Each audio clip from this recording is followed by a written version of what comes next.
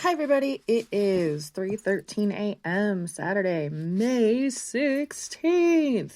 This is Alisa Starr, and these are my thoughts. I am super excited because Pramila Jayapal is actually trying to fight for us in Congress. She actually stood up to Nancy fucking Pelosi. Can you believe it? Oh man, I really appreciate Pramila. She has been fighting for us for a long time here in Washington, and she's doing a really good job fighting for the whole world right now. Pelosi created a bill that was mostly symbolic.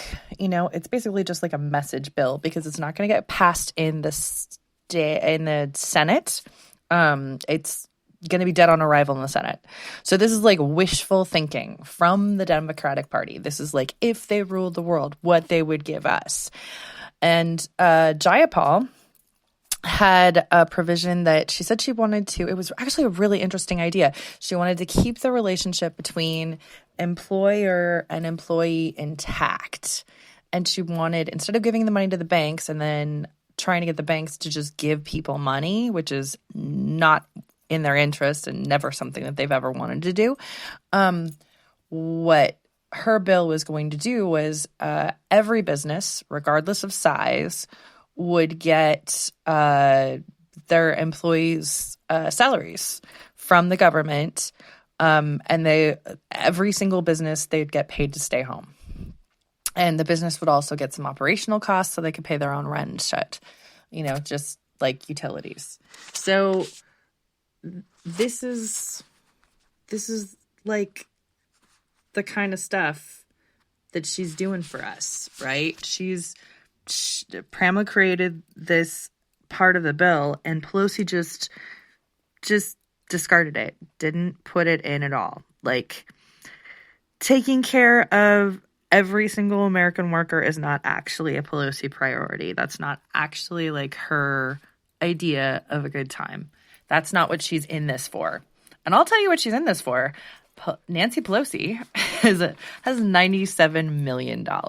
And, you know, 40 years ago, when she started in this job in Congress, she did not have $97 million. She got that by selling us out to insurance companies and to oil companies and to whoever wanted to give her millions of dollars in order for her to not give a shit about regular people.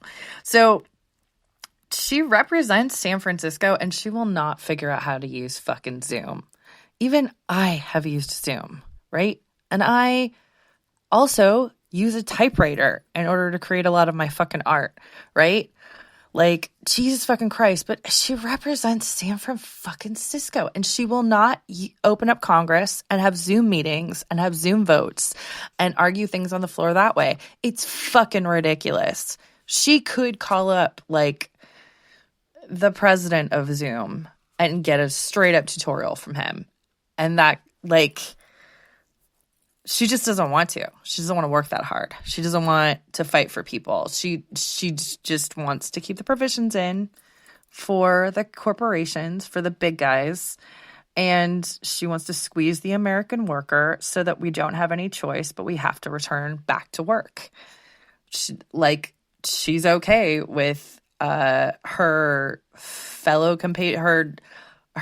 the people who sponsor her, right? Like, her overlords are basically insurance companies and any other lobbyist for any other company that wants to get us, the American people, back to work, right? Regardless of whether it's safe or not. I mean, it's not safe right now. It's not going to be safe for a year for us to go back to work.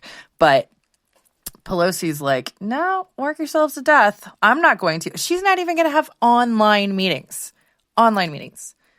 let alone, like, go back to fucking Congress. So, okay, so Jayapal called her out for not giving a shit about people. And it's pretty rad, actually. I don't know if, I'm always trying to poke Democrats into being more progressive. Progressive is kind of my deal. I'm always super, super hardcore left. And right now, Shahid Buttar is actually challenging Pelosi And he is so fucking dreamy. He is so fucking dreamy. He raps on the BART. He's a lawyer. He works for the poor. He's been representing destitute people for a long time. His his platform is resistance for real. And he wants rent control, free public college, healthcare for all. He calls himself a democratic socialist. He wants to start appropriations, which I do too, and house the homeless and end the war on drugs and abolish civil asset forfeiture. Can you believe that? Can you believe that shit? Civil asset forfeiture? Nobody ever talks about that, but it's basically the police can take your money at any time and just keep it. And it got to the point last year, I believe it was last year, but it could have been the last couple of years in a row, that cops have stolen more from people than robbers have with this civil asset forfeiture laws that allow them to just take your money when they pull you over. They can just ask you how much you have, and if you have anything, they can just take it. You never get it back. You can't file to get it back. And they spent a lot of the civil asset forfeiture money on like tanks and shit. So it's almost like we're funding our own oppression. I mean, like, there's no police force in the world that needs tanks. Tanks are war. Unless they're at war with us, they don't need the fucking tanks. But there were also really stupid things. Like there was like a $5,000 espresso machine at one of the police stations. And they were like, yeah, we just didn't know what to do with the asset forfeiture money. You know, there was just so much of it. You know, like, so he wants to abolish that. He wants to police the police. Shahid Buttar is dreamy as fuck, and he's got a great platform.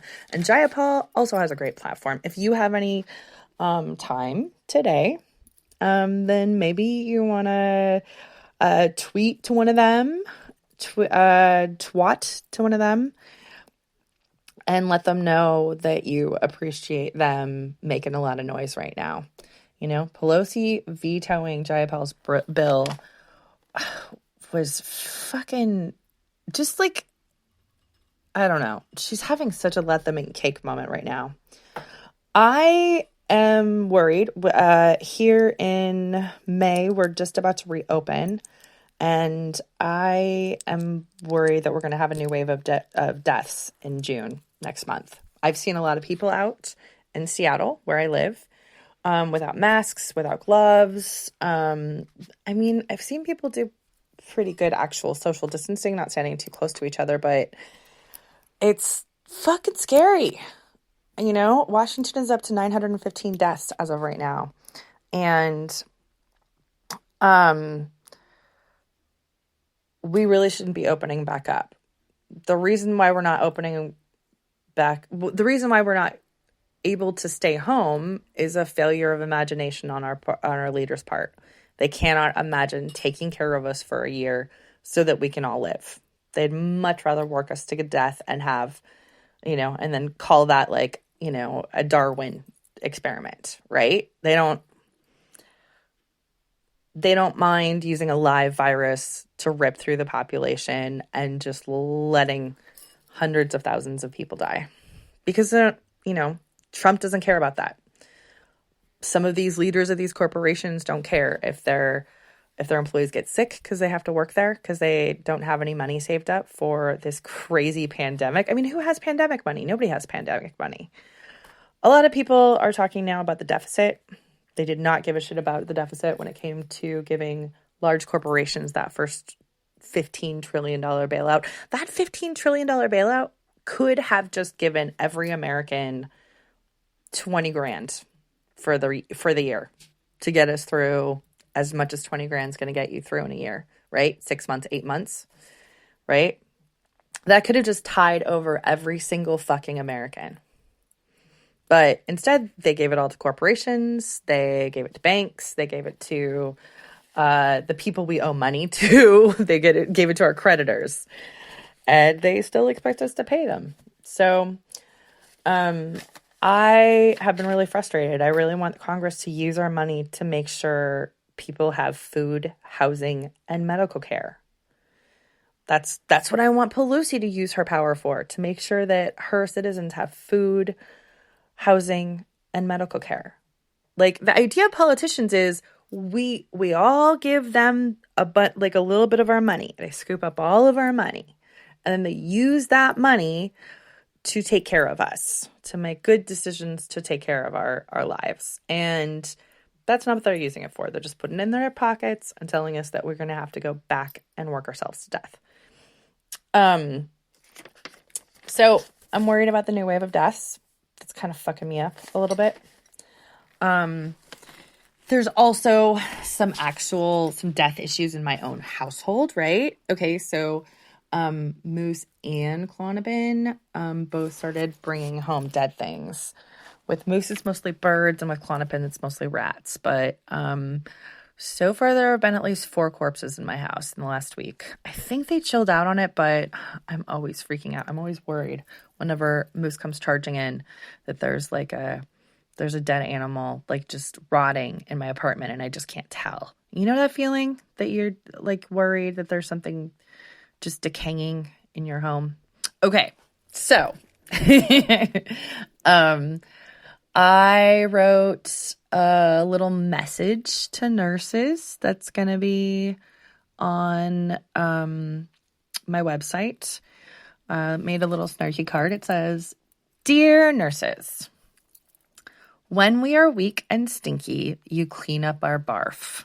You take our stool samples. You wrangle doctors. You stick in IVs. You chart. You do so many horrible and gross things to keep us alive.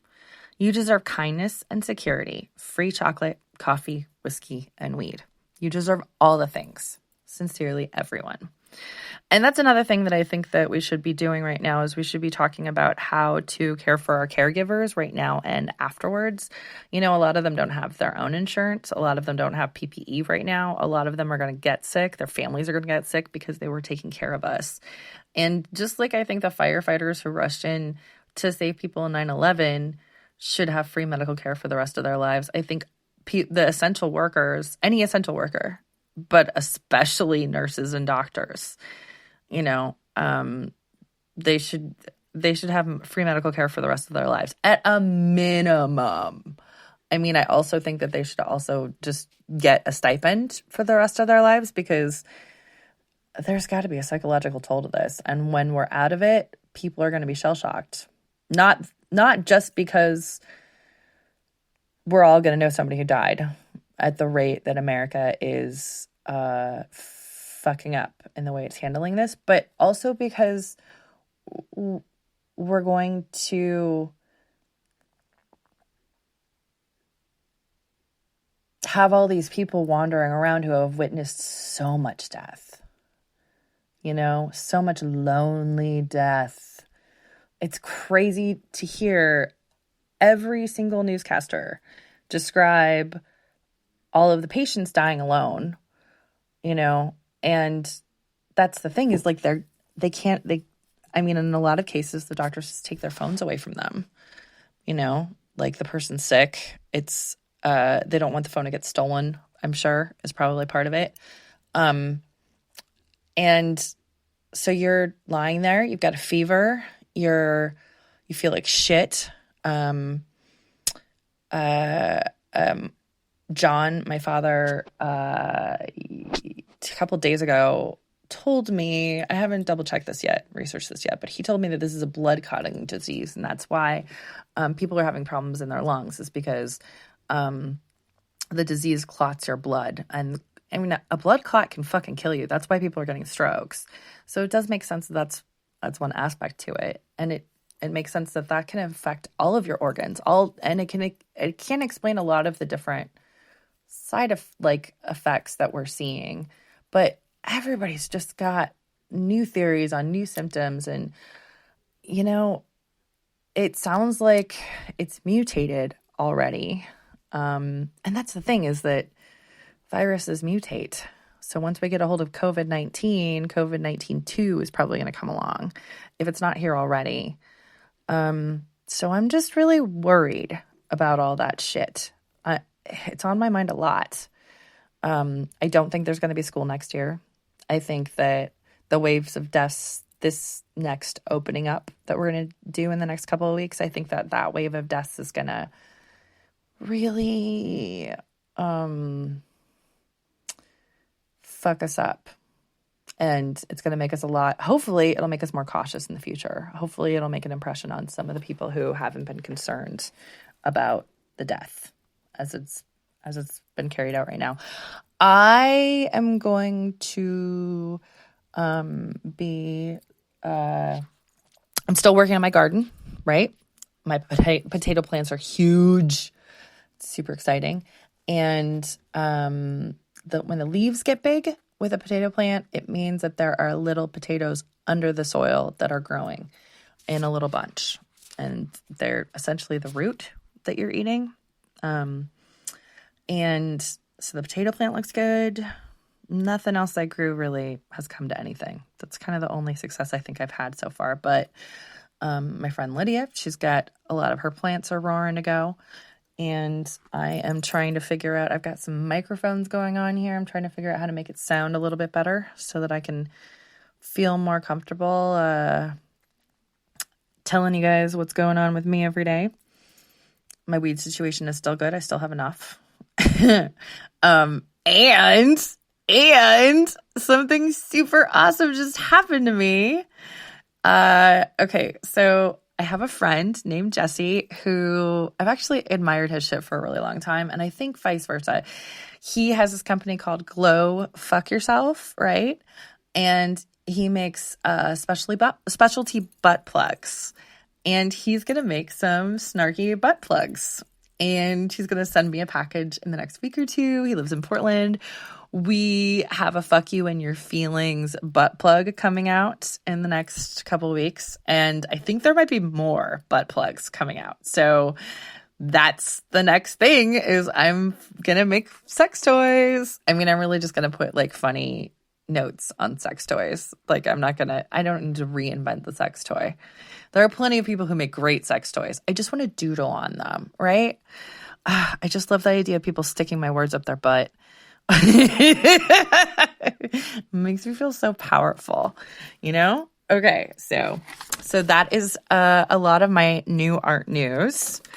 And there are some other projects that I've got in the works. Like I said, I'm trying to work on some video stuff and some microphone stuff and I've got like a sort of a clothing, not just the butt plugs, but there's some clothing stuff that I've got coming out pretty soon too. Not masks. Like, I mean, I have made a couple of masks that you can buy online that I will post, but I think that there are people who can do that better than me. I also think that everybody could just you can take your old t-shirts and fold them over themselves 3 times so that you've got, like kind of a wall of fabric there and sew it around your neck. You can, like, it's basically, it's a scarf. It's a scarf you can make out of an old t-shirt. I don't think that people should be charging each other for masks. I think everyone should just make their own because you can do it. Which reminds me, every day I'm going to record a positive, I don't know if it's like a meditation. That sounds super gross. I really hate the word meditation. It's not a prayer. It's like a you can do it series. Except, obviously like less annoying than that. So I just wanted to give you guys a taste of that. I'm probably just going to call it you can do it. But here's exactly what I'm thinking I'm going to be saying in the first one. All right? It's going to be okay. Okay, breathe in. Breathe out. Think about how you've made good decisions. In. Out. You've made good decisions in the past. You're going to make some good decisions in the future. You're going to figure out how you can handle this. Keep breathing. You can do this. You can figure out how to take care of yourself and the people you love in this crisis. And you are going to keep moving You're going to take care of yourself. You're going to be kind to yourself, because there's no way you could have seen this coming unless you are actually a disease specialist. Are you a disease specialist? If you are, I'll be making a separate meditation for you. But everybody else could not have seen this coming. And so you are forgiven for not being prepared for every single crazy, fucked up thing that could have happened in your lifetime. Keep breathing in, out. Okay, so that is a little bit of, just a little taste of what I'm going to be putting out there every day. It's going to be the news like this, where I kind of rant a little bit. And then there will be like, you can do it. So, which will just be full, like I said, that kind of reassuring shit. Because we all need to hear it. And everybody's internal monologue right now is just going fucking crazy. You know, and I feel like we're all feeling like we should have seen this coming. You know, I'll include a bunch of stuff about that, but nobody should be angry at themselves for not seeing this. Period. All you can do is what you can do. Okay, that last thing I said is meaningless, but you get the idea. I say things to cheer you up. You try to feel better. Let's see. Is there anything else? I don't know. That butt plug news was pretty hardcore. I am getting super dressed up for these little chats. So if I don't have, I tried to do the video thing today. If anybody is a sound engineer and they want to help me out, I would really welcome that. I would love to have somebody partner with me on this podcast or on a video version of a podcast. Either way, please feel free to email me at snarkycards@gmail.com or check out my Patreon, Alisa Starr, Patreon Alisa Starr. Or you can go to alisastarr.com and check out my shop there. A lot of my work is there, the podcast, the videos, the snarky cards. I hope that you enjoyed this, and I hope that if you get the chance, you get to check out Shahid Buttar, or you can just yell at Pelosi. Ask her to take care of her people. Ask her to show up at her fucking job. Or, go to my website. You can download the card I made for nurses for free and send it to somebody who's a nurse who you think would get a kick out of it. I showed it to Sherry, and she thought it was funny. So she's a nurse. She would know. Okay. I love you guys. I am so grateful to anybody who's listening to this. And I hope that you are taking care of yourself. I'm sorry that you're having to work extra hard. Everyone is right now. I respect you for doing what you have to do in order to keep your family alive. We can do this. We can get together and figure out how to make our lives better from the ashes of this crisis. I really think that's possible. But we have to focus. We have to concentrate. And we don't have any leadership right now. So I know that. I'm trying to step up a little bit. And I hope that you are safe. And I hope that you know that you're loved and that everything you do is worthwhile. And that's it. This has been Alisa Starr's Thought of the Day. Alisa Starr, Alisa Starr, blabbing out breathtaking, so bizarre. Alisa Starr, Alisa Starr, trying to get you to laugh at your stars. Alisa Starr, Alisa Starr, telling you what's up wherever you are. Alisa Starr, Alisa Starr, she is a booby blabbermouth who is your friend.